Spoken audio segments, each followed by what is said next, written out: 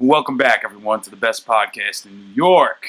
This episode of the Assassin Cast is for the week of July 22nd, 2018. I know my boy Dan is so happy right now. I'm Jeremy Malaspina, accompanied by my co-host and the legend himself, Dan McCarthy. What's good? Yeah, and in this episode, we're going to be going over the following topics. First off, we're going to be talking Mission Impossible Fallout was released, and it's done better than any previous Mission Impossible movie, apparently. But that's not really what the topic is. The topic is Movie Pass. They blocked people from seeing it, and we're going to explain why and what exactly Movie Pass is, because me and Dan were just talking, and it's new to us. So we're going to explain what it is and why they weren't able to see it. And maybe, I mean, obviously it didn't affect it, because we'll go over numbers of how it did either way. And then we also are going to speak on Star Wars Episode 9. They are using deleted scenes from the previous movie of Carrie Fisher so that she appears as Leia in the new film. And we'll give our thoughts on it if we think it's right or not for them to continue using her footage. And then we talk more on Venom. We finally get some info what the fuck this is. Oh, we're trying I was excited in the first place when we talked about it. I told you I'm a big Venom fan. I'm a little skeptical about it. Dan's ready for it, but we finally get some insight, and it seems that Ruben Fleischer, I think it's right. Wow. Fletcher, right? Wow, yeah, I think it's Fletcher. My throat just cracked. Ruben Fleischer has already thought about a sequel, so we're going to discuss that also. And then we got some bad news for you Predator fans out there. The new movie is already back for reshoots, and we're going to explain why. So that's in the movie topics. And then later on in gaming, we speak on Street Fighter 30th Anniversary Edition for all platforms. We'll explain what it is, and Dan actually had some hands-on playtime with it today, so he's going to talk about how it is. And then later on in gaming, we're also going to discuss No Man's Sky. It came to the Xbox One, if I'm not mistaken. Yeah, it was on the PS4 originally. And we're going to talk about if it's worth buying, because after their rocky start, there's a new update that brings features worth looking at. So we'll talk about that. And then also speaking on Xbox One, wow, 2 topics this week for Xbox One. We took a better look at State of Decay 2. And it's not very well received, but we'll speak about the new changes that they have between the first and second. So we'll talk about that also. And then to finish up the gaming topics, after E3, we weren't really sure. After our E3 episode, we weren't sure about Battlefield 5 because EA botched their presentation. So we finally get some new news on it. Wow, new news on it. And we give some clarifications on what EA and DICE is bringing to the table in there. Might have grabbed me a little bit with it too. Yeah, exactly. So we're gonna talk on it, and I had an interesting. Well, we'll get to the topic. I'll talk about my interesting conversation about it. So that's this week's podcast, and what's new in your world before we get started? Anything? You know me, fishing, and still working on getting my exactly where I want to go with as far as my PC goes. Right. So I'm still in the middle of trying to figure that out. I might wait a little bit more. I think I was just explaining this to Jeremy when we were hanging out over the weekend, that I might want to wait a little bit because the new 1080s are coming out, so that might, obviously not might, drop the price of the 1070s. Right. Like a 1060, I'll go 1070. It's funny, I saw today MSI laptops that have the 1060 in it, and they're still like $1,000 right now. Yeah. So, you know, if you wait, it's still, probably worth it. Well, I want to give it some time, but again, like I think I've said it to you when I said it on the podcast before, I'm not dying to have it. I'm not necessity to have it, especially when we have a few releases coming out on the One X that I'm really excited about, specifically, obviously, Madden in 8 days. Yeah. So that might, having a computer, I might not even focus on it. I'll be so hyper-focused on Madden. Exactly. But I do like to have options. You know how it goes. Yeah, I mean, but at least you know you could take your time. You know what I'm saying? That's the beauty of it. It's not like I have to just get the content. Exactly, yeah. For me, in my world, you know, I've been focused on work a lot, and I realized that, you know, I haven't really been getting into the backlog over there. So, you know, I'm trying to keep my mind in one place at the moment, but I do plan on getting back into. I started Assassin's Creed 3 to continuing the series, but I need a first-person shooter in my life. That's what I was thinking about today, but then we got the podcast going on, so definitely going to get into another first-person shooter for a quick one-off. Sometimes they feel good. I'm not gonna lie. It does, you know? It does not. It always feels pretty good to kill some Nazis. Right. I don't know about our listeners out there, but it's something. You know? I don't know. There's something in my soul that just stings when I take down some Nazis during World War II. Maybe that's why Battlefield is, preaching to me. Who knows? So so that's really it in our world. So let's just jump right into this. Yeah. This is a good topic. Oh, and by the way, this is episode 20. So if you've been here since the jump, thank you. Thank you. And especially, there's a couple people that have been watching us from the start, like my boy Fitzy. Cheers to you, man. I know you've been tuning in every week. Boy. Yeah, man. One of these days we'll all get together. But we were gonna be together for this episode. That was gonna be our surprise. But we still taking care of our audio issues, which should be cleared up within the next week or two. So once we take care of that, then we'll be able to do it together, and you guys will see us in one place, which will be cool. And our blooper episode should be coming also, which we might just do some commentary. Who knows? We'll do I don't know if we have enough footage for a whole podcast, but maybe the second part of the podcast will just do bloopers. It'll be hysterical. Anyway, so let's jump into it. All right, so the first on the list for the movies is Mission Impossible Fallout. Was released, I think, last weekend or this weekend. Was it this weekend? Oh, it's this because it's been I think maybe overseas. It was been a little longer, but I think for us, it was only 3 days it's been out. Yeah, so it's only been out for 3 days. Friday, yeah. Right, as of this podcast, it's been out 3 days. And so far, in the box office for opening day, it has done better than any previous Mission Impossible movie, including the first one. Because if I'm not mistaken, the first one did the best. But I might be wrong. And our movie heads are probably correct me if I am wrong. But I'm pretty sure, that has done better than any of the other Mission Impossibles. But from what we were discussing, it wasn't really our cup of tea. We're kind of sick of sequels, and our viewers know that. We're like on the Alice on the sequels, but it did look okay from the they always release the second and third good trailer. Action. It's a good. If you're looking for a movie, right? Like you would say the same thing that you don't have to overthink about. You want to watch some action. I want to see it in 4K when it comes out or something like that. Then absolutely. It'll probably be an entertaining movie for that standpoint. Yeah. But as far as going out of my way, making sure I find time to sit down in the theater, for instance, to watch it, no. I think we both agreed on that. Yeah, right. So that's not something that we're going to go see in particular, but there's 2 parts to this topic. Yeah, so now what's interesting is MoviePass blocked people from seeing it. Now, I'll give a little background on what MoviePass is, because I don't even really know completely, and we were discussing it before we started the podcast, that it's pretty much it's like a service that you pay monthly for. And what happens is, once you start paying for the service, you're able to print out movie tickets, and you can go as many times as you want to the movies. So for our movie heads, it might be a nice thing for you guys to be a part of. You get to go and see the upcoming movies that we'd be talking about. Maybe every week or something, right? Yeah. Right. You can go any day of the week, I think, from what I understand. But this is what's interesting. So now it turns out that this company, MoviePass, that we're actually now promoting for for whatever reason, what happened is they are dipping into a hedge fund. So they have no money. So I don't know how much longer this service is going to be around. They dip into the company hedge fund for $5 million.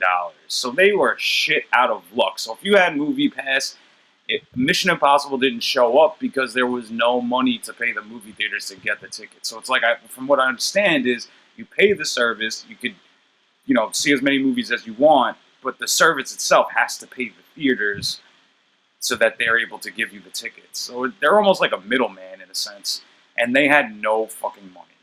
So now if you think about it, I don't know how many people still go to the movies. And in our previous podcast, we have talked how they're now releasing movies on iTunes, and you're also able to go and see it in the movie theater. So now, if you don't want to go to the movie theater, you can see it at home. So I don't really know how many people are still utilizing that service, MoviePass, but Mission Impossible Fallout still topped the charts, even over Equalizer 2, which is in third for opening day. Which I wanted to do an update on that because we knew that that was going to be a good movie, but we didn't see it.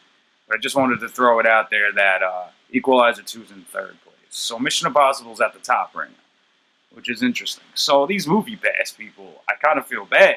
If they wanted to go see it, you know, they're shit out of luck. Though. That's what I said as far as like a business plan goes. How much do you pay monthly? That's something we can always update people on back because I never even knew about it, to be perfectly honest with you. Right. But I still, like I told you, sometimes the movie experience is nice. I'm sure people listen. Like, I don't always want to go. I'm not going to lie. It is nice, too, to watch it from the comfort of your own home. But sometimes I enjoy it. It's nice to get out, especially if it's like a crappy rainy day or it's, you know, it's freezing cold outside. You just want something you just feel like getting out, just chilling and relaxing and watch a movie. Perfect. Yeah. So that's interesting. But I don't know if I'd ever get my money's worth out of it or people are getting more than their money's worth out of it, so to speak, as if the business is falling out. Exactly. Like, oh, I didn't realize there was going to be some crazy guy going to like 350 movies a week. And, exactly. You know, I mean, but I don't. It could be a limit for all we know. I don't know much about it. We don't really know the complete details, so we don't know if somebody's going to movies every single hour of the day. But I mean, there's something wrong with their finances, obviously, or something's just it's just not working out right for them. So. I find that funny. I didn't know that part, so I like that. I mean, in a sense, it would be nice for like our movie heads, you know, that go to see movies. They could go see whatever one we talk about. But if it's, I wouldn't start, you know, paying money towards something like that. I mean, if they're dipping already into a $5 million franchise, it has to be a relatively new company because we didn't know about it. You know, I wouldn't recommend going for it yet until they straighten that out. Don't buy stock, I guess, would be my only advice at this point. But, hey, you never know. I'm sure they said the same thing to Netflix when I told you Blockbuster was giggling at them. Look at that. You know what I mean? Right. 104 million subscribers later. Exactly. They're laughing their way on their yacht to the bank. But, you know, like the movie theaters have been almost like an outdated thing, so they're making it an experience like we were just talking about. Like, you got the reclining chairs and you get to relax. And, you know, it's like you said, on a shitty day. We saw Deadpool 2. Like, those chairs are pretty OP.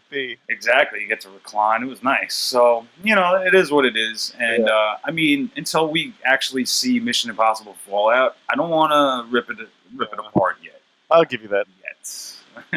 Yet. You know, we don't know if it's going to really... being the key word, ladies and gentlemen. Exactly. We don't know if it's really even worth seeing at this point. So...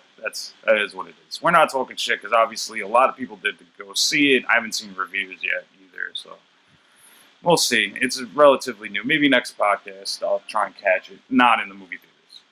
Fuck that. So anyway, let's move on to the next topic. We'll leave that at that. So now, this one is a little interesting. So we speak on Star Wars Episode 9. Right, so now this is in production. It's supposed to be the last of the Skywalker saga.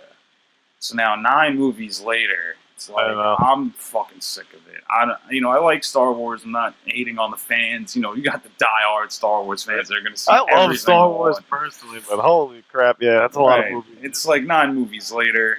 I mean, I don't really know what to say at this point. I mean, not even a lot of people went to see Solo. Solo did abysmal. So now. This is what's going on. So now they had deleted scenes from Episode 8 that involved Carrie Fisher. She had passed away. You know, rest in peace, Carrie Fisher. You know, that woman was a lot of people's first crush. You know, if you remember in her gold bikini with her shit going on. Yeah, Cinnamon's going in her hair. Right. So it's not. Oh wow, stumbling over my words. So there's deleted scenes of her, and now they're applying those deleted scenes for Episode 9, so that you have some Leia in the film. So I wanted to speak on this because me and you might have different views on them using footage of her now that she has passed on. Yeah. I mean, we don't know what the contracts are between her and LucasArts, Lucasfilms, which I don't even think, I know it's through Disney now, I don't even think he has anything to do with it. But, so pretty much, it's like, to me, I think it's a little fucked up. You know, she's dead, and you know what, if it's, like, done in good taste, I guess it could be okay, in a sense, because, you know, she obviously meant a lot to the series, and if they do good by her, then yeah, that's a good way to pay respects to her in that franchise. But on the other side of the note is, she is dead at this point. We don't like. I don't know how I personally would feel if I passed away and somebody was using footage of our podcast. Like of the podcast we'd ever released. Like I don't know how I'd feel about that. I don't know. For that, it depends on what they're doing. Like to be like you said, is it plot driven? Is she imperative in order to finish this saga off? And it is a true saga of nine movies. Like, do they need her for that? Which is very likely the case. But also, what I always wonder is like they've been doing it already, though, man. Right. Like, you know what I mean? Like the CGI nowadays is ridiculous. Like when we saw Rogue One, she was in it as a younger self. In Rogue One, they brought back like I can never remember his name, and I'm sure my brother would be screaming at me from behind because he's a huge Star Wars fan. That I can't remember the guy's name, but he's the old gray-haired guy that was in command of the Imperial fleet throughout the originals. He passed away, and they used like a complete CGI of him throughout the Rogue One. That's right. So it's not. For me, this isn't unheard of. It's not like all of a sudden it's never been done before. Right. Like you said, I think it's more important. Like, is it in good taste? But also, for me, that's more important. Is it like applicable to the plot?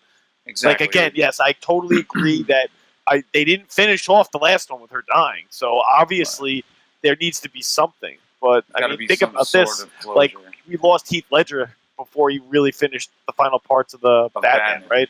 The Dark Knight.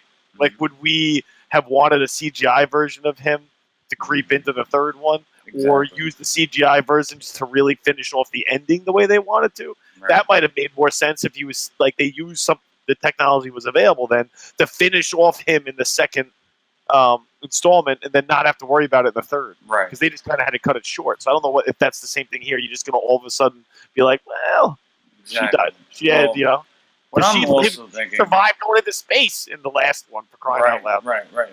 So it'd be real crazy to see her even die. So what I'm So what I'm thinking is, it's like, if they're using deleted scenes from the previous movie, like, is it going to be what I meant by good taste is like, how are they going to apply that? Like, if it was for the previous story, like, is it going to even make sense with what they're doing in the new one? That's what we have to see, yeah. That's where it becomes shadier, or... So it's like, just doing it just to do it, just to have her in the movie, isn't, like, to me, like, I prefer she wouldn't be there if that's the case. I mean, it's like you said, if it's imperative to the plot, okay. But, like, if she had speaking lines for a previous movie, like, how are they going to make that work without it looking like shit, and then, her legacy going to shit on the last movie? I don't know. I agree. So it's tough. It's a tough situation. The dicey road. Let's just leave it at that, right? I mean, it's like it can go real bad quickly, and it can go where everybody's like, "That was nice," Yeah, it was a nice way to send her off. Exactly. Or it could be like you just tarnished her name. Yeah, on this last Star Wars movie, the Luke Skywalker. Yeah, that could end up being a disaster. Exactly. So, I mean, I guess until we start seeing trailers, I'm sure they're going to involve her in a trailer for sure. So, until we start seeing trailers in the movie itself, we can't really speak on it too much. But I'm hoping they're going to do right by her. So, hopefully you guys out there agree with me and Dan. I mean, hopefully they do right by her, honestly. So, we'll leave that at that. I don't want to speak too much more on it. I really think they should, if it doesn't apply well, they should just take it out completely. Yeah. So, like it says, so they don't ruin her name on the end of the fucking series. So that's that. All right. Wow, we're cooking through these topics tonight. But let's move on to this next one. I gotta actually pull up the article, so we'll speak on it quick. All right. So anyway, we got more info on Venom finally. Oh boy. Listen, I like Tom Hardy. And that's what grabs me more, as I like him as an actor, but that could be my downfall. Exactly. So this is like I've been very skeptical about this from the jump, and they didn't give us any plot, like anything about the plot. They showed us Venom. He didn't look too good when we finally see him. I don't know. It's like that liquefied, gooey looking Venom. He wasn't always like that. Not in the comics. But anyway, that's a whole nother story. Anyway, so it turns out that the director, Ruben Fleischer, I don't know if I'm saying that right. Fleischer. Let's just say Fleischer. I'm so bad with names. These last two podcasts, I'm getting creamed with names. All right. So anyway, I guess it makes for good shit. People can laugh their way to work. So anyway, he's already thinking about a sequel, and we're gonna explain how the plot works. I mean, the movie is due out in the fall of this year, so you're already It's like a month, talking, like September. right? I'm not sure. Yeah. So speak on it quick, Dan. I'm gonna pull up the article. Honestly, Well, I know what you said. What I would laugh at the most of this, what really grabbed me was like, all right, like I like the confidence, buddy. This is what I would tell the director. Like, way to go. You're selling people on it. However, you're counting your chickens before they hatch. Like, we haven't seen it yet. And the biggest fuckery of it all, I guess, for me, is that it is a Sony movie. So I'm already like, could they screw this up? And for me, I think something I've talked about before is that Venom, like inevitably, a Venom movie to me should have some Spider-Man involvement. However, we know people that listen to our cast, we always pay attention to it too.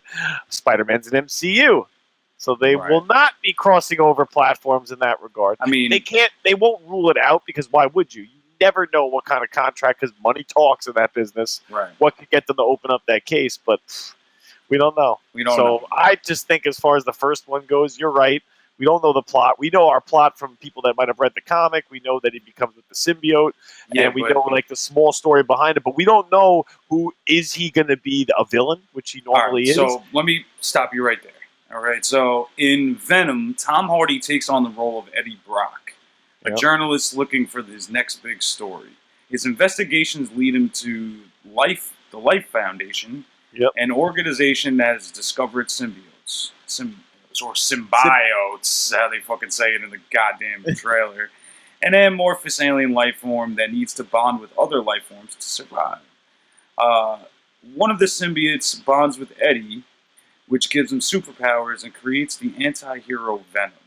Eddie must come to terms with his new powers, as well learn to embrace the symbiote living inside of him, while protecting the world from others like him. So now, later on in the article, it discusses that he actually is fighting another symbiote that actually jumps from host to host to host. So he can pop up anywhere. So he's actually fighting people that are similar to him. What the story doesn't make sense is it was the symbiote that is Venom was with Spider-Man first. That's why the story doesn't make sense. So they're pretty much saying that Eddie Brock runs into the symbiote in the middle of the story that he's writing. And then he's fighting other symbiotes that are trying to destroy the world or whatever it is. And I'll stop you right there. Obviously, people would like to see a fight between Spider-Man and Venom, but they plan on maybe using a crossover into the MCU, maybe. That's it. I mean, again, we're jumping the gun. That's jumping the gun. So what if this first one just bombs? Right. So he thinks that he's laying the groundwork for that, but we don't know until we see it. So finally we get a little bit of a plot. He's going to be fighting another symbiote like himself. Yep. But a little different, obviously, because he jumps from host to host to host to host, and he can pop up anywhere. So it's going to be for an exciting movie, I would say, but like you said, it's Sony. And Sony botches the shit out of these properties, so I don't... It scares me. It scares me, I'm not going to lie. It does. Like Tom Hardy and a random MCU one, if they just dropped it, I'd be like, oh. Yeah, like if they did it right, that would have been great. But again, you don't always... Like, I agree with you. I think there was somewhere... I know Spider-Man got it first, but we don't... Like, that part you can easily eventually fill out. Right. Yeah, you know, that part I know, but I like... But the only reason I would say I like that is because it would create that instant what-if crossover. Right. Not so much that it's going to happen, but that's what I mean. I don't think it can. Like, we don't know what can happen in the future. Right. But again, I'll see the first one. I think I would go to the movies, maybe. I mean, I say that now, but then I am lazy. So right. I think we owe it to our fans to go see it, even if it is. Yeah, I probably shitty. would, and then then I'll just have to go from there. Mm-hmm. I can't tell. I don't know much. Like I said, I don't know much about that director. I'm interested because I love Tom Hardy. Like, you know, he does a great job with Bane. He's been in, like, we'll just have to see. There's a lot of movies, Warrior. Like, there's a lot of movies he did that I liked. Matter of fact, this director actually produced Iron Man 3. Oh, there you go. So, all right. So he does have, he has a little some understanding. So that's comforting in a sense. Yeah. So like he has had some time with some Marvel characters, and there was also 2 other movies he directed. I already read it. It's all right. Yeah, I don't know. But, I didn't know that. Yeah, but he did direct Iron Man 3, so that's a good sign. But until we see it, fucking who knows? You know, it is coming through Sony, and Sony makes the decisions in the end. That's the one that scares me the most with this. I know. Is you know, who's behind it? Like, you know what I mean? Because then you got Sony writers, and then we get Sony writers, we got Sony, and I get worried. We'll have to wait and see. And I'm a big Venom fan, so that's why I said this will irk me. Might put me over the edge of just like, you know, maybe I won't rip down I'll give Sony the credit it's due on my 4K TV, but when it comes to producing movies, I'll give up on them altogether. Exactly. Thanks for the pro. Stick to what you stick to what you know. Okay. All right. Stop trying to make movies. Oh my god. So I mean, obviously we got to see. I mean, the only thing is they're changing the story a lot. So who the fuck knows if it's gonna be good. Could be good or bad. We don't know. Yeah. So we'll see what happens, and we'll segue into this next topic because we have some bad news. Hopefully, we don't get bad news from Venom. I hope. Yeah. I mean, I'm already skeptic as shit. Yeah, I know. You know what? I wouldn't want to bring your negativity with me. I feel like you'd bring me down before I got there. Nah. I would give it a chance. I would give it a chance. Like, this guy's got some Venom hate in his heart. Like, I don't know what happened to him. I don't, but like, I would like to see him in the MCU, and like, obviously, the whole problem is like, you wouldn't see him in the MCU for a long time anyway, because right now, Spider-Man in the MCU is young. He's like in high school. And he's dead. and he's dust. And he's dumb. Sorry. Did I not mention spoilers? I'm sorry. Oh my god! If you haven't seen it by now, or even seen our podcast talking about it, you got problems. But anyway, then that's your turn. You. Yeah, so anyway, let's move on to this next one. So we got bad news for you Predator fans out there. Really fucking bad news. All right, the movie is already back for reshoots, and we're gonna explain why. Not surprising is all that matters. All right, let a freaking franchise go already. Oh my I had their back. I said this could be a good movie, and Dan was like, "Fuck that." Yeah. And this really upsets me personally because I do like the Predator franchise, and Dan, I agree, so do I. Dan does too. But we both thought that maybe they should have just let it die, just leave it alone. A lot of these movies they should have just let die, but fucking A. So anyway, it turns out they finished filming it. They pushed the date back. Fucking mad times already. Yep. And long story short, the director feels like the part 3, the end of the movie, is not scary enough. So if you think about it, it's like, this is supposed to be the Predator. Like, I knew it was going to be more of like a horror type movie. I said that when we were talking about it. Yeah. Like, it didn't have the feel of a Predator movie. Like, it felt like he was jumping wasn't a thriller, so to speak. It was no. That's what I said. It was going to be like a thriller. So, but more on the side of horror. And obviously, he's like, it's not scary enough. So I thought it was an action movie. It was always been an action movie. I didn't think it was more of a horror movie. I guess would it be a horror genre? I don't know. Exactly. So I don't know where he's going with this, and that kind of makes me skeptic for the movie. So that is bad news for you Predator fans, because if you thought it looked good, especially because it wasn't just one Predator, it was a bunch of those motherfuckers in the woods. So it looked like it was going to be cool, but now I'm like, fuck, I don't think this is going to be good. I don't.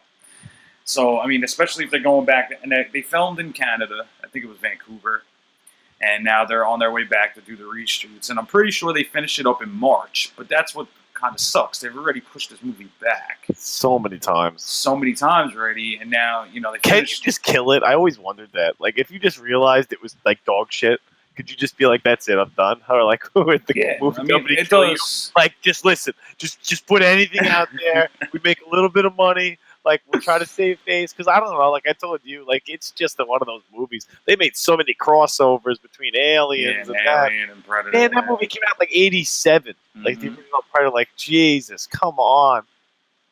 Right, so we don't even, I mean, they should have just I love the original. Even 2 was really good. Right, and now the director, Shane Black. So we'll see what he has up in store. He was in the original. Yeah, I'm pretty sure, yeah. He was Hawkins, I think. Yeah. So, like, honestly, I don't know. This one's a tough one to call. So I don't know if we should rip it apart yet. Let's go ahead right now. I won't be using a movie pass on this. Yeah, right. Hold my stream box. Okay. Exactly. So, again, I'm not telling people to stream Right. movies online. We do not But if endorse you- that. But if you did, I would not frown at you. Right. Here at the Assassin Cast, we do not endorse movies to be streamed and emulators to be played with ROMs. We don't care if you do use it, but we don't endorse using it. Yeah, of course. Why would we? Because we're going to be doing the same thing. That's exactly right. You know, it's like, Oh come my on. god, it's so Welcome to the bad. real world. Right. So that's that.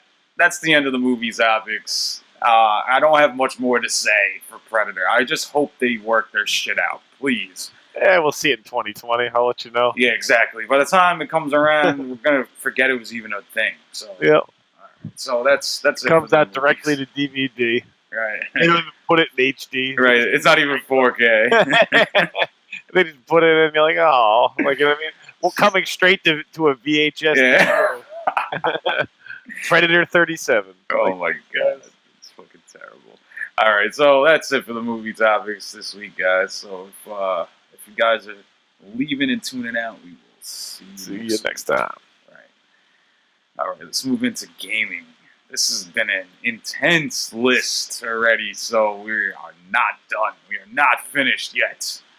All right, so first up on the gaming list is we talk Street Fighter 30th Anniversary Edition for all platforms. So now that means it's on the Xbox One, the PS4, and the Nintendo Switch, and I'm pretty sure PC as well, but Yeah. I didn't see. I'm pretty sure it was PC. I saw a Switch, but I'm sure the PC's in there. Right. So now the 30th Anniversary Collection. So that was my problem. When I added it to the list, I noticed that it said edition, but it's actually the collection. Collection, yeah, I know. Yeah, so now once Dan showed me, actually no, I think when I added the topic, the link for the topic list, I realized that it's collection.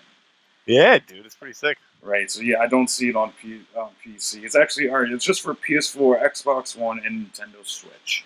So now what's nice about this collection, because now they keep re-releasing Street Fighter. They just did the 20th anniversary of 2, I think.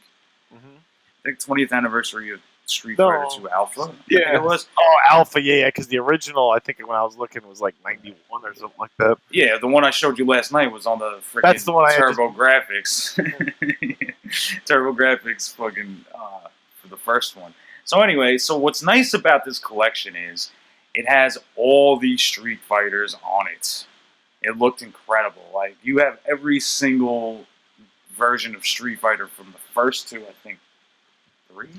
3. It goes all through all the 3s. There's 12 total that I came with it. I already bought it for our Right. listeners. I got it today, and I was messing around. But yeah, it's got 12 total games in the collection. All right, So it's all of the. It's 1, the original, of course. 2 being the one that most of us remember, the most vivid, that played it a lot. Right. And then you have all your turbo versions all the way through 3. You might have the list right in front of you of all of them. I got it right here. So you got Street Fighter, not the one from the Turbo Graphics. It's regular Street Fighter. Then you got Street Fighter 2, Street Fighter 2. I don't know what the difference between Alpha. And you got Street Turbo. Fighter 2 Hyper Fighting. And then Street Fighter 2 The New Challenger. Street Fighter 2 Turbo, which is a good one. Street Fighter Alpha. Street Fighter Alpha 2. Alpha 3. Street Fighter 3 The New Generation. Street Fighter 3 Second Impact. Giant Attack. And Third Strike. Street Fighter 3. So yeah, it's 12 games. Not 12 Street Fighters you got on one collection. So now if you have your Xbox One and you're like me and Dan and we fucking go in for like an hour on each other, who's the better player in Street Fighter, this is amazing because you can go through any version of Street Fighter you want, for the exception of the newer ones, obviously. So, and it's also really good because people like Dan, for instance, doesn't have his retro setup hooked up in his particular setup. So for you, it's easy for you to just go back to the classics and just stick it in the Xbox One X. And Yep. Boom, you're in. And the best part of the collection, I think I said to you, is available online. Oh, yeah, that's right. And So I could play Jeremy if he had an Xbox. Obviously, I can't play him across platforms, right. but I could play him on that. And then there's leaderboards for all the classics, so it's pretty nice. hilarious. Yeah. That I could, and while you're waiting for another player to come, if there's nobody there, you just keep playing the computer, and then it'll tell you, just like the arcade game, you have a new challenger. New challenger. Yeah. As I told you, I loved it. When I lost to Vega, it gave me the timer. 9. So, real quick. When you hit the start button, I was already loving it. I got right back to me as a kid. I agree with Jeremy. I could have gotten a retro setup. I could have paid by less, but I just impulse bought. Exactly. You know what? It works out for you. It's cleaner. It's like you don't have to have a million things set up in your setup, which you don't really even have the space for. On your shelf. It's like you were telling me yesterday. So I mean, there's a lot of people that are just like you, though. They don't got a lot of retro consoles set up, and especially people like me. I don't have a lot of space to hook up a Sega Genesis to play Street Fighter 2 on the original hardware. So I only have enough space for what I want to have over there. So it actually is really nice. It's really nice. So tell me, Dan, how did it look on the Xbox One X? It looks good. Because Really? you know what they did? Like, they gave you could zoom in if you want, but they can give you the option. You can play it arcade style. Okay. So it pulls it in. Even though I have a 60-inch TV, it pulled it in, and the whole 4. Backdrop was all the characters. Oh, okay. So they're giving you 4.3. What I mean by it is, like you could zoom it in and fill up your whole screen, but you don't need to. Right. Like for me, I don't think like I said, I only really messed around with 2. That was the one I just started playing right away, messing people up with Ken. Right, but what's it called? Yeah, it still looks good. It's not obviously 4K. I don't expect it to, but it's still clean. Right. Well, it's like they knew they remastered it for the Xbox. But I mean, I couldn't tell you exactly. I don't know if it's because I have the X obviously 4K, but I don't know if it's more. You would have to see how composite looks on a Sega Genesis on the floor. Oh, I'm sure. I'm not going to lie to you right away. It definitely looks better than that. I don't need to see a composite. I can see a composite and tell you immediately it's not going to look like that. Right. So then it's absolutely worth it in my eyes in that case. Yeah, it wasn't. And I'd say it was $30. That's how much it cost me to buy. Nice. $29.99. Wow. So that's not like that much. You got 12 games for $30. Now, and if you guys know, our retro collectors out there know how much those titles are going for complete. And I can imagine. Way more than $30. So for $30, you're getting 12 Street Fighter titles. And I set it up on my Xbox. And I set it up on the Xbox controller too. Like, you know what I mean? You could revamp it just like you. We're doing like yours. Okay, like last night. So of course, me, I immediately changed where I put my button placement. Right. And then you can use both analog and D-pad, whatever you're more comfortable with. I was sticking with the D-pad because that's what I remember playing on the Sega. So that's stuck in my brain. So that's great. This has a lot of benefits to it. So I would say... I told you, it made me see Mega Man too. Maybe want to get that. I was like, God, I want all these classics. Yeah, so now Mega Man is going to be available as well, or it might even be available. Right? I think it's just coming out. Yeah, it's coming. Okay, so they're gonna have X1 and X2 Mega Man also as a collection, so that's good too. So honestly, I think me and Dad both think this is definitely one to pick up if you guys need to. And what's really nice about this that I just realized now is that it's on the Nintendo Switch. So obviously, if we both had a Switch, we could have been fucking each other up on the train. Yeah, which would be cool. So that's pretty cool that you can even have it on the go. So this is definitely one to go and take a look at and pick up. If the price is right, you're getting a lot for your money. You don't have to worry about upscaling it from the original, and you have it all on one disc. You're saving space. So for the big collectors out there, saving space is a big thing. They can even put their original copies into storage and just have that, so they don't have to continue. I mean, you would want to display that in a sense, but you could save space with it, so it's cool. So I guess we'll leave that at that, and I will definitely be picking up that once I get to the Pro. It was a lot of fun. It really is. I can imagine. I like the idea of playing online. Yeah, that's awesome. That's actually really fucking awesome. So that's cool. All right, so we'll leave that at that. And next up on the list, we're going to discuss No Man's Sky coming to Xbox One X, and is it worth buying? So this is what's a little weird. Now, we both thought alike, but Dan wanted to add this to the topic list. I was actually thinking of doing the same. So they Okay, so after a rocky start, they actually have a new update with features worth looking at. And now, I don't know if Dan really remembers. The podcast wasn't around when this first came out, and it wasn't very well received. People weren't feeling this game. But they actually, yeah, it was a little different. And people just, they hyped it up a lot, and it wasn't what people were expecting, really, at the end of the day. But now, after this rocky start, they released a free update that anybody could buy. I mean, that anybody could download, and they're offering some new features, and I'm pretty sure I have to pull it up. But, I think the biggest thing will be the 4K. right. So Yes. that's what the type of game to me. I don't need to know much about it. I read obviously the platform for it. Would I get it? I don't know, but I like the idea of it. The concept's cool. It's like, in my mind, I think people who probably anticipated it being a lot more. What's the word I want to look for? Like free roaming. That's really what the game is. The game seems to me like it's just you're traveling space, Right. and you're going to planets, and you're looking at animals or whatever might be their life form. So it's not a game where you're shooting or you're killing everything. But I think this game lacked when it first came out was this is a game that is built for 4K. Right. This This game it's beautiful. It's all about visualization. Right. So you're playing a game because now they're going to let you. I guess the original was our creepy, third-person point of view. This is now first-person point of view. Oh, that's nice. So now, if you're on a different planet, let's say, and you're walking around, flying, right? That to me, on these TVs that we have now, because this game came out in 2014, that's 4 years ago. Right. We didn't have 4K. You know what I mean? Exactly. I think that's where this might be pretty good. Yeah. Where people that were disappointed last time might actually be like, "Wow, this might be a game like for me that this might scream VR." Right. Now, this is what's interesting. So now, when it first came out, a lot of people were expecting it to be like, like you said, traveling through space, but having space battles and the ship, and it was actually like marketed it to be that way. So a lot of people were upset that it's not even like that. So what's interesting though is when you go to each planet, I think you pretty much can go and get resources from it, and you could travel through the rest of space, and it's a really big map. It actually regenerates your place. So it's always different wherever you go. It's really fucking something. The whole idea of it is awesome.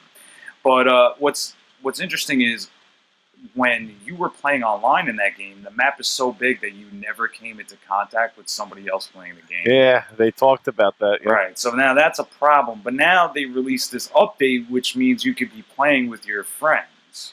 So once you get this update, you'll be able to travel through the galaxy with your friends and do things like explore and discover new life forms and stuff like that together.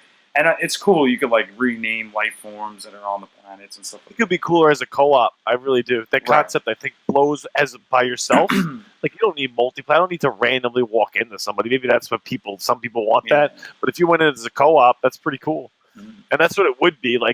It's kind of funny. They made it so much like space.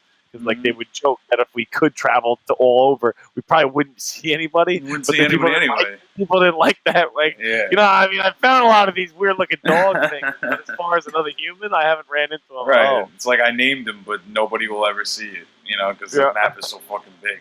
But no, they revamped it, and the on the topic list, the article that we included was talking about pricing. So you can actually get it for a relatively low price. I think it was like $30. And the most expensive version of it would be $50. But that's coming with a whole bunch of extras. But at this point, even the $30, you could just get the downloadable content that gives you the new update, and that's it. So it's interesting. I'm happy it made it back around because, like you said, it's a beautiful game. You should definitely experience it in 4K. And who knows? Maybe they'll patch it for VR. Maybe they've been working on that. You never know. Like I said, that's stuff like that. To me, just screams VR, or that's when you want it. Like some of our other games, I'm not gonna cry if, like I said, when I played Witcher 3, if I'm watching in HD or 4K. Me and you will talk all of the the landscape is this, we can see this. That's one thing, but it doesn't Right. change the plot of the game. Exactly. If I play Kingdom Hearts when it comes out 3, I'm not going to cry if I have to watch it in HD over 4K. Right. A game like that screams it. It screams to be played in 4K. That's something. There are games that just, I think, just rise above. I think sports games will rise above in 4K. Right. Because now we're getting closer and closer. But yeah, no, I mean, it's an interesting game. I really personally never played it, so I'm sure people can give us feedback over whether or not it's just like, was complete and utter crap and they never wanted to fucking look at it again. I don't know. Which seems to be that way, but I think they should give the update a chance. That's what I'm saying. So we'll leave it at that. I'm sorry, there's something popping up. So we'll leave it at that. And speaking of Xbox One, it's also on the list twice. This is another segue right here. I got more on my back burner. There should be 3. There should be 3 segue. Oh yeah, that's right. Yeah, Dan actually had another topic, but we're gonna save that good topic for next week. Yeah, that's fine. Yeah, that thing sounds good. Because we definitely are gonna talk a lot about that topic. So anyway, this next topic about Xbox One is we took a better look at State of Decay 2, and we're gonna give our thoughts on the new changes in their 4-player co-op. But even though I think that some of it is cool, it hasn't been well received. No, and I'm one of those. Yeah, so Dan agrees. I'm like on the fence about it. I thought for an Xbox One title, I thought it looked really well, and the idea of it was okay, but I wasn't really understanding the whole plot of it really. So it's like you're running a community. You want to explain it to them? It's like you're running like a community. And what happens is, like, you, I guess, go through the game, and you're dealing with, like, an apocalyptic situation with zombies or some shit like that. I don't know what they were trying to do with it. I really don't know either, but... It was like they were trying to create a Walking Dead similar to it, like you were trying to do something like that. But then, like, like you said, the co-op is something that they reintroduced that could make it interesting. But I don't know, man. Like, that movie got, like, I remember the gamer score of, like, 3. Yeah, out of 10. Like really it got shit on by like anybody that was like trying to review it, and then it got shit on by what's it called? By people that were like playing it. Right. That's why I was surprised when I saw you put it on. I'm like, didn't that come out a while ago? It did, but it was because of the update. I was like, I almost just forgot about it. I was like, oh. It reminds me of like one of the other games that I can't remember the one that came out like a couple of weeks ago. All right, so let me. No, you're absolutely right. So let me give a backdrop on what State of Decay 2 is. So State of Decay 2 is the ultimate zombie apocalypse survival fantasy game where you control the destiny of a community of survivors and explore what's left in the small town America. What makes it stand out from similar games is that you don't control an individual hero and follow a scripted story. You control a community who've managed to survive, and not only can any of those survivors die, but death is permanent and choices have consequences. As for the sequel, it gives players what they've been asking for: up to 4-player co-op, deeper character systems that have impact on gameplay, tons of new base options, greater clarity on how all those systems interact with the zombie apocalypse, simulation, and a personal favorite, a dynamic narrative that is responsive to how players choose to play. I love when players discover their own stories in a game instead of having one told to them. I didn't say that myself. I'm just going to go That ahead was in and the throw article. That you didn't have to read that. It's The Walking Dead. Yeah, it's pretty much like The Walking Dead, I guess. That's what it is. That's what I hear. That's what I read about it, and that's what I got from it. I'm like, okay. So people didn't really like it. Yeah, right. I'm Rick Grimes. I'm about to be out of this series anyway. Yeah. Right. So I guess the 4-player co-op is pretty cool because obviously whatever you all better think do, the same. Right. Whatever things you do affect the gameplay. So now, if you got 4 people involved in that decision-making process, it can go in a very bad way. I feel like it could just be funny because I could be like, Jeremy being like, we have to save the children. All right, go get them. He goes, I just closed the gate. It's like, all right. Yeah, and then everybody dies. We have to save out the greater good. Mm-hmm. Altruism, so to speak. You'll kill yourself for the greater good. And you're like, wait, no, F you, I'm all about myself. I mean, I guess it could create dynamics like that, but I don't know.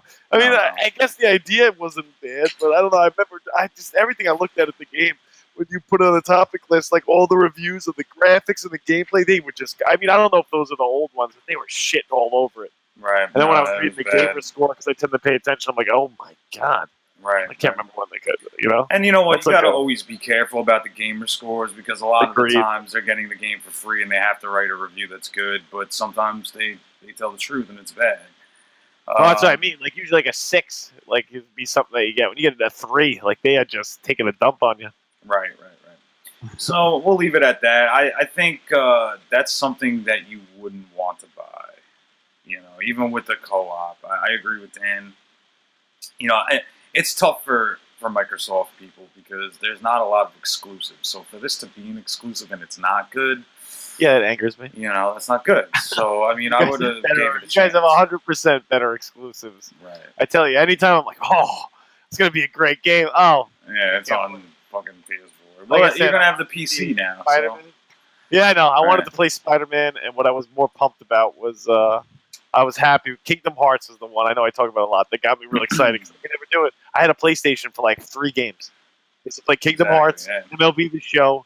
Like there were like certain games I couldn't play. It's all the exclusives. Yeah, it was horrible. God of War. I was very upset. Yeah, You know, with right. that one. Right.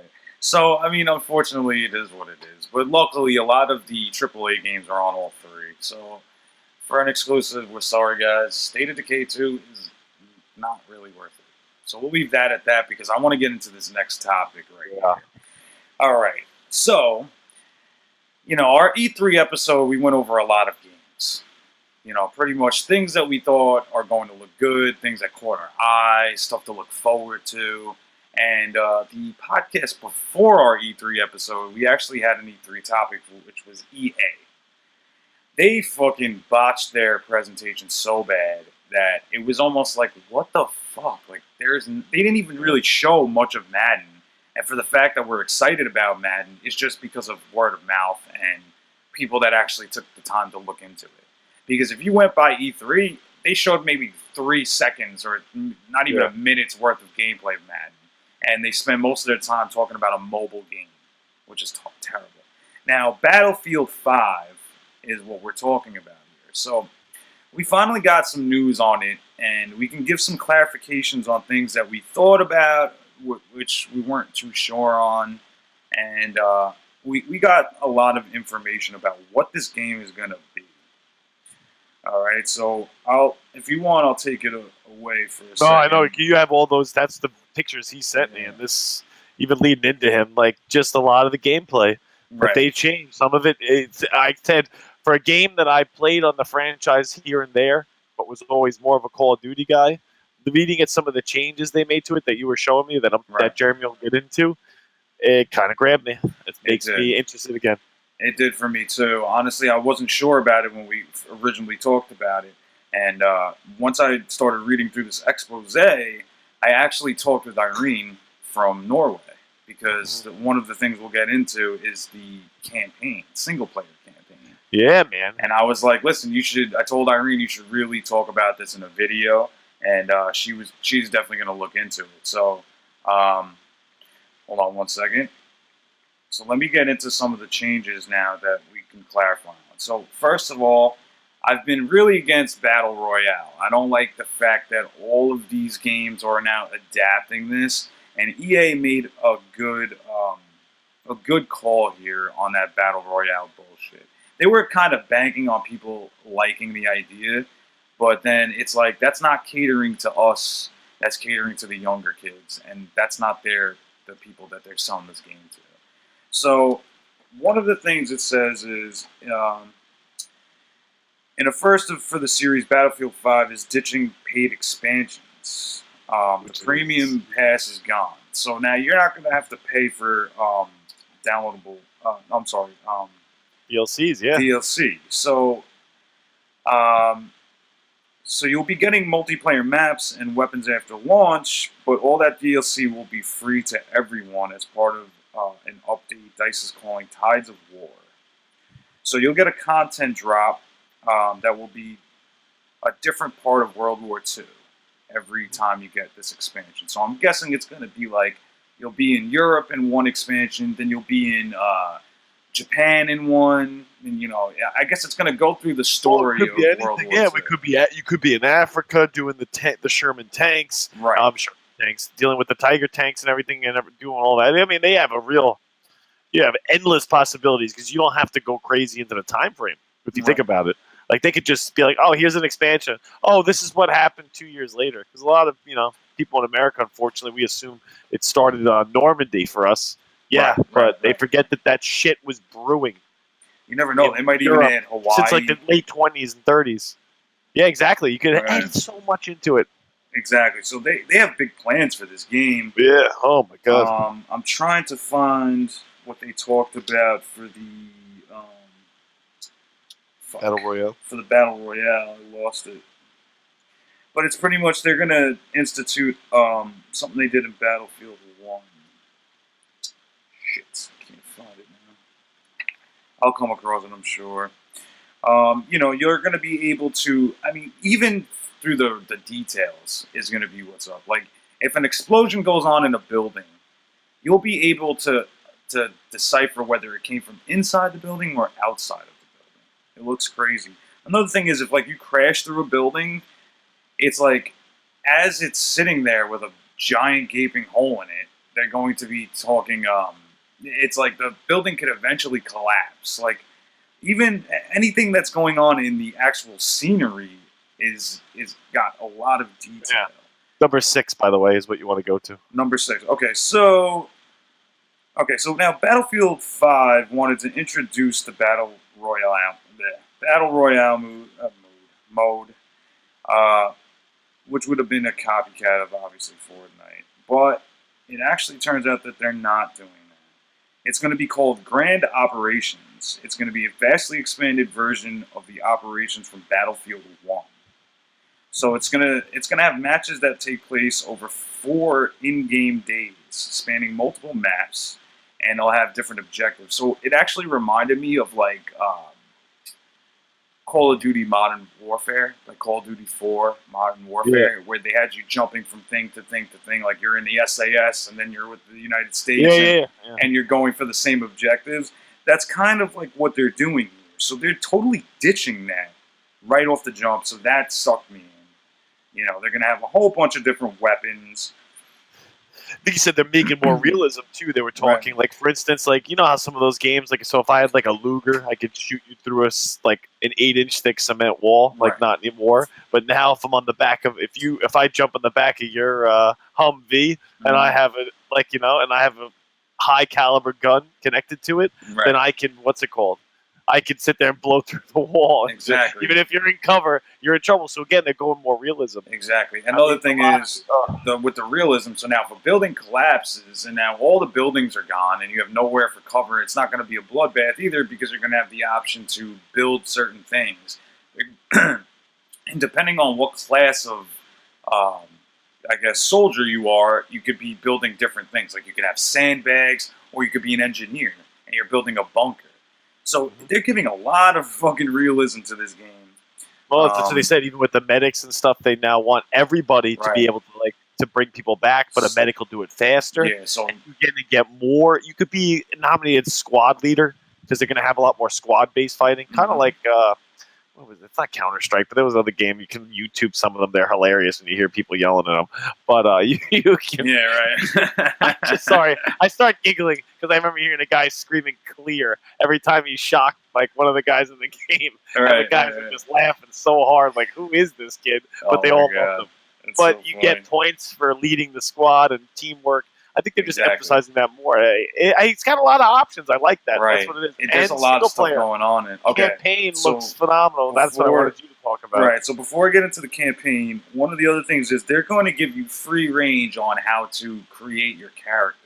So, it doesn't have to be the standard issue Marine. You'll be able to change the hair color. It'll be totally customizable to how you want your character to be, which is amazing. And like what Dan said, the single-player campaign is really what caught my eye. What's interesting about this is a lot of people gave this game shit a couple of weeks ago because they said, who is the woman fighting in World War II? Like, there was no women fighting. And in particular situations, there wasn't a lot of women, but there were women involved in World War II. Where do you think all of the U.S. tanks came from? There was women in factories building that shit on the U.S. That's where you got Rosie the Riveter from. Yeah, but a lot in France too. People underestimate in France. They got mauled. They got just after World War I. Now Germany comes back in. They had like la resistance. In order to get yeah, that's right. I said it in French. So that's to get out of there. They used a lot of like underground tunnels.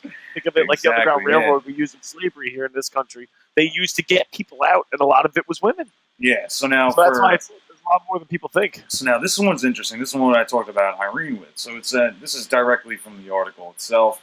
It says, we weren't all that surprised to learn that War Stories, the novel single-player campaign introduced in Battlefield 1, is coming back. Using standalone Vignette. Wait, did I say that right? Vignette? Vignettes. Nobody they're like... We'll kill you for not getting Keanu Reeves right, but we're not going to kill you if you can't pronounce a random French name, buddy. Vignettes following different characters throughout the major events and theaters of war. It is a great way to tackle sprawling conflict without reducing it to a shallow action movie plot. But we were a little surprised that the first war story that DICE announced follows a young woman in the Norwegian resistance. It's definitely not a side of World War II that games usually spotlight. So it's going to be surrounded around a woman from Norway, that's where Irene's from. And I was like, listen, you should really look this up and talk about this and make a game. And she's excited about that. So like that just starts the game off and a part of World War II that you wouldn't even have thought of. So this is like really thinking outside of the box. And you know what? It actually made me a whole lot more pissed off about EA's presentation at fucking E3. Like if they would have just told, maybe they didn't want to. I don't know. That's what some of these titles like Madden, like I said to you, like what they put in E3 will not affect their scale of sales. Like people are going to buy that game that have been playing it for decades. Exactly, but now it's 4K. It looks like you're at the fucking game. Like wouldn't you want to show that to people? And then especially this, with all the options coming out of Battlefield 5, that shit is putting Call of Duty World War II to shame. Yeah, because think about it. I laugh because I want to see a campaign a little different. Because you know what? When I put on Call of Duty World War II, I was excited and I popped in and I can't wait to see 4K. What do you think the first campaign part was? Storming Normandy, right. Yeah, man. And I'm like, it's so cliche. Right. I guess, of course, it is a ginormous impact on the war. But they could have talked about, I don't need to follow that particular part of it. There's so much, like they said, if they follow around Europe instead and don't even focus on U.S. involvement, I know it's a game like they pander, so to speak, to us that live here. Dude, there's so much going on. You can have some great storylines going on. Fucking Pacific War Theater also. With shit going on in Japan and fucking all Japanese over the place. That are fucking Japanese attacking China. Like you said, Norway, people wouldn't even know. Yeah, exactly. But Germany took over Poland in 28 days. Right. Like you can watch that like from a perspective of somebody in Poland, like, oh, what's that? What's a tank? Exactly. Yeah, you're about to find out, unfortunately, when he rides through your entire country. So this game has a lot of shit going for it, and I really am surprised that they didn't fucking say anything about it. When does it release? I think I saw October 19th is something I saw. So I think, we got about 2 months before. Yeah, I think it's going to be the end of the year. I think it's October 19th. I'm pretty good. No, it's going into something else. Okay, release date is October 19th, 2018. Look at that. There you go. Oh, man, coming with the facts. That's how we do it here at the Assassin Guys. Hit you with the facts. But yeah, that's something I might, again, grabbed on because, in all honesty, if Madden comes out in 8 days, about 2 months of Madden, I get pretty beat up on it. That's but it. Unfortunately, they do it smart. Unlike other games, Madden's released in August, and football starts in September. Right. So, like, when football Sunday's on, like, I watch football all day Sunday, it makes me just want to play Madden. Yeah, like, exactly. I got to trade for that guy. Like, I need him. Like, my fantasy team, I need him in my Madden team. Right. Yeah. So, that's great. So, that's good, though. It kind of grabbed me, man. A lot of that was info when I was reading it for the article. That's something and again, I played a little bit of Battlefield. I'm not going to stand here and tell you I played them all. I played pretty much 90% of all the Call of Duties, missing a few in the middle. But Black Ops and I really got into Call of Duty, never Battlefield. I used to think like, oh, it's side, it's stepbrother. Yeah. So, but this to see now, it's really coming a long way. It looks like it could be really good. It does. I mean, I have Battlefield 3. That's the one I played last. Yeah, that's the last one I ever played. and that's really good too. So obviously it has a lot of potential, and I'm glad they took the battle royale out. It's really good stuff. So we'll leave it at that, and that's actually the last topic of this week's Assassin Cast, episode 20. Look at that! Can you believe it, guys? Look at that shit! All right, thanks to the 4 of you that keep watching. Yeah, you 12 of you out there, those 21 people that love to see our face every week. I'm just kidding. That was so funny. I showed Dan, all you folks in Indonesia that watch us, man, we really appreciate it. Those 24,000 of you. It's probably the whole country. So it's a little bigger than that. But. Yeah, no, we won't blame him. He didn't even know Portugal was in Europe, so we don't get on much. Jesus Christ. Thank God that part of the Assassin Cast never made it to the fucking light of day. I didn't say that I didn't know where Portugal was, by the way. I did not say that. I just said, most of Europe and Spain. It's like, no shit. Spain's in Europe. I get it. All right. Fucking A. Man. So what are you playing? They would have loved you on the battlefield of Europe. Yeah, Jesus. They'd be like, where's this guy going?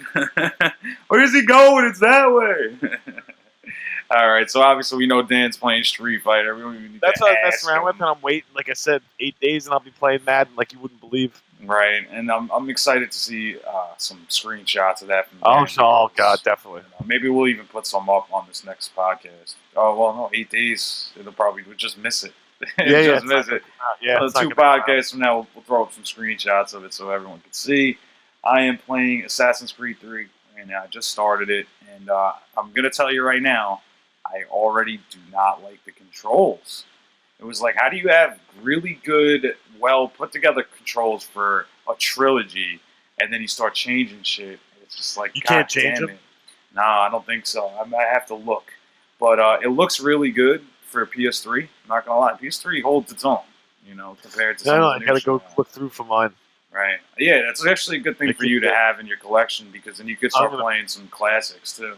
Yeah, I'm gonna get back to you on that. I work all day tomorrow, unfortunately, but I do on Tuesday. I'll have an opportunity. I'll go through the attic. I'll go back to my parents. Try to see if I can find all my totes that weren't scavenged by my horrible siblings that stole things. But I'll see what I can find. Oh, you know what? For you having the PS3, Dan has the early model PS3, which he can do backwards compatibility for PS2 and PS1.